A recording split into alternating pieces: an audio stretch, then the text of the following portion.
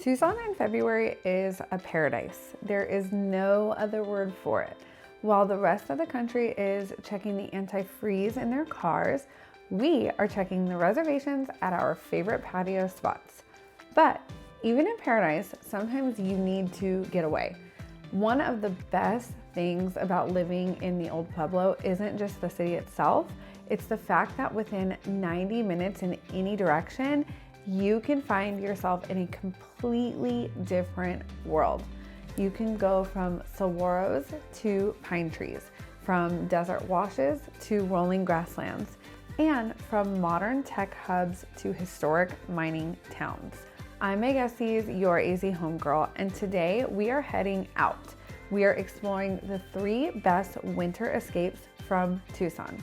These are the day trips that every local knows and every newcomer needs to experience before the February showcase rush officially begins.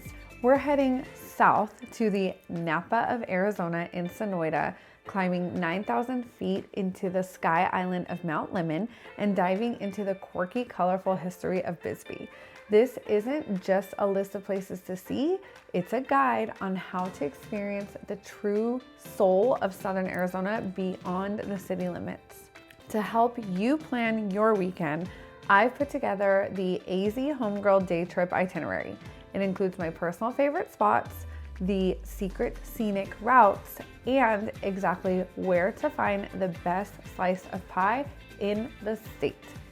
Text me ESCAPE to 520-980-9880 and I'll send it straight to your phone. Our first stop is a place that many people are shocked to find in Arizona. Just 45 minutes southeast of Tucson, you crest a hill and the saguaros suddenly disappear. In their place, you find thousands of acres of golden rolling grasslands framed by the dramatic peaks of the Santa Rita Mountains. Welcome to Sonoita and Elgin. The vibe here is that it's high altitude ranch meeting world-class wine. At nearly 5,000 feet in elevation, the air is crisper and the landscape looks more like Montana or the interior of California than typical desert. This is Arizona's premier wine country. The soil here is Terra Rosa, that is iron-rich, red volcanic soil that is almost identical to the soil found in parts of Burgundy, France. In 2026, the Sonoita wine scene has reached a level of sophistication that is drawing global attention. You aren't just tasting Arizona's wine, you are tasting award-winning Malbecs, Grenaches, and Petit Verdot that hold their own on any stage.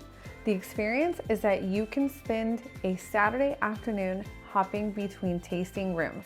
Most are family owned, where the person pouring your glass is often the same person who tended to the vines. And here we have that Yellowstone factor. Because of the vast ranching history here in Sonoita, many of these wineries sit on massive plots of land where you can watch horses grazing while you sip. It is the ultimate luxury ranch lifestyle. The steakhouse tradition you cannot go to Sonoita without eating at is the Steakhouse or visiting the local bakeries. The food here is rugged but refined. Think high-end Wagyu beef sourced from the ranches just down the road. Here's why this is the perfect winter escape. The high altitude sun keeps it warm during the day, but the crisp air makes it feel like a true getaway. It's the place where you go when you want to breathe, see the horizon for miles, and feel like you've stepped into a Western movie. If you want the most dramatic change in scenery in the shortest amount of time, you head up to Mount Lemmon. So the Catalina Highway, which is a biozone masterpiece, is the main event. It's roughly 27 miles. You experience the equivalent of driving from Mexico to Canada. You start in the Sonoran Desert at 2,500 feet, surrounded by 200-year-old saguaros. By the time you reach the town of Summerhaven at 8,000 feet, you are in a dense ponderosa pine forest. In February, this drive is spectacular. You often start in short sleeves at the bottom and need to have a heavy parka at the top.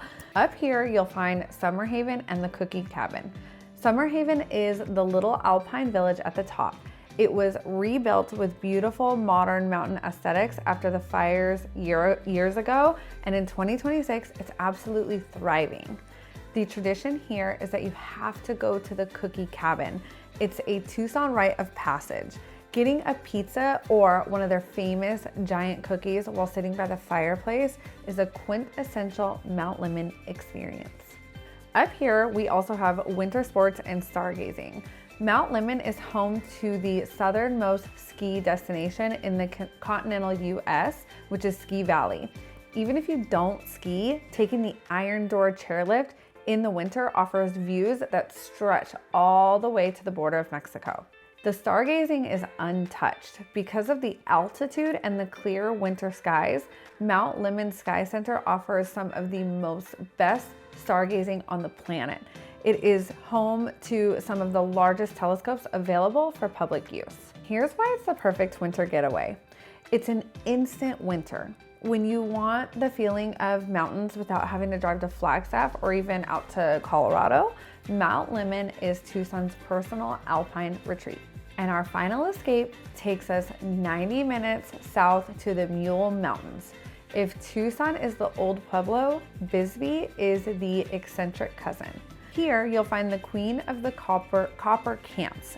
In the early 1900s, Bisbee was the largest city between St. Louis and San Francisco. It was a booming copper mining town that was once the wealthiest town in the territory. Today, that history is preserved in some of the most stunning Victorian style architecture in the West. Here, there are high art and haunted hotels. When the mines closed in the 70s, artists and free spirits moved in, creating a culture that is totally unique. On the streets, there are no right angles in Bisbee. The town is built into the steep canyon walls. Instead of streets, many people use the historic stairs to get to their homes. You also have the Copper Queen Hotel. Whether you believe in ghosts or just like history, the Copper Queen is the heart of the town. Having a drink in the bar there feels like you're stepping back into 1902. And then you have the Mule Pass and the pit. You have to visit the Lavender pit, a massive open pit mine that shows the sheer scale of the industry that built this town. Then take the Queen Mine Tour to go deep underground and see what it was like for the miners who carved this city out into the rock. In 2026, Bisbee has a thriving culinary scene. From Old Bisbee Brewing Company to high-end vegan bistros and classic diners, the food here is as diverse as the people. This is a perfect winter escape because Bisbee is a walkable luxury mixed with historic grit. It's the place you go when you want to wander through art galleries, climb a few hundred stairs for the view, and lose yourself into a town that refuses to be boring. The reason these escapes are so important to Tucson lifestyle is because they offer balance.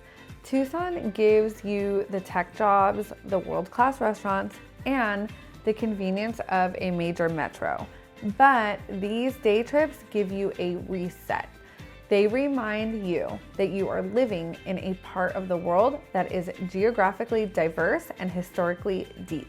Whether you are sipping a glass of Arizona wine in the rolling hills of Sonoita, eating a cookie in the pines of Mount Lemmon, or exploring an art gallery in a historic mining canyon in Bisbee, you are experiencing the full spectrum of what it means to be a desert dweller in 2026.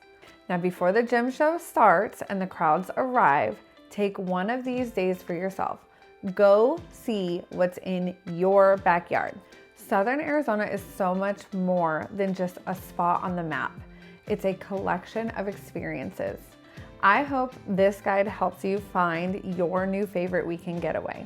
And if you want my AZ Homegirl day trip itinerary with all the secret stops and the best routes to avoid the traffic, text ESCAPE to 520-980-9880. I'm May Gestes, your AZ Homegirl, and I will see you out there on the road.